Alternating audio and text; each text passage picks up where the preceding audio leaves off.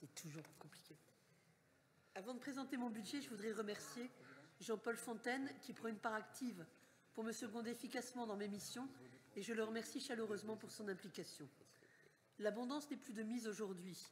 La région n'est pas épargnée, mais nous portons un grand intérêt aux agents pour améliorer l'organisation du travail, le temps de travail, la santé au travail, en réunissant régulièrement les organisations syndicales pour répondre à ces problématiques par la concertation et la négociation, car il est important pour nous de trouver des solutions pour améliorer la situation du personnel. Cette année encore, le budget ressources humaines a été affecté par des mesures structurelles qui s'imposent à nous, la hausse du point d'indice de 3,5% en juillet, la hausse du SMIC de 2,01% en août et la refonte des grilles de la catégorie B en septembre.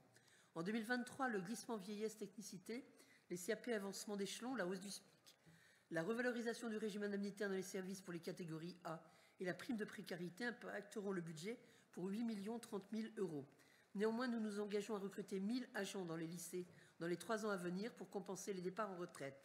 L'important pour nous est le bien-être de l'agent. C'est pourquoi nous accordons une part importante à l'action sociale, qui représente un montant global de 16,335 millions d'euros, soit 1 695 € par agent. En ce qui concerne la santé et la prévoyance, 60% des agents des lycées et 40% des agents des services y ont adhéré, ce qui montre l'intérêt de ces derniers aux avantages sociaux proposés par la collectivité. Enfin, l'harmonisation du régime indemnitaire arrivera à son terme en janvier 2023. 62% des agents y ont souscrit. Ce chiffre devrait encore évoluer à la hausse dans les prochains mois. Je terminerai mon propos par quelques chiffres clés. Un mois de paye des agents sièges port lycée, 34 millions d'euros pour 9 500 à 9 800 agents.